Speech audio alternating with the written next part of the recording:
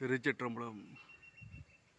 திருவெண்பூர் கோயிலின் மலைக்கோயிலின் அழகிய ஏழ்மிகு தோற்றமும் காலை நேரத்தில் இனிமையான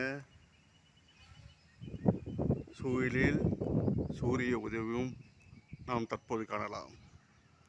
சூரிய உதித்து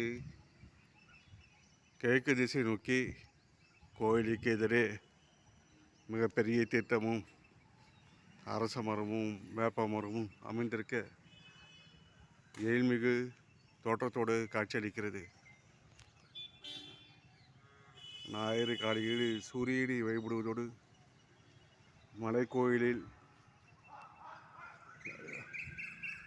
மலைக்கோயிலான திருவெரும்புரை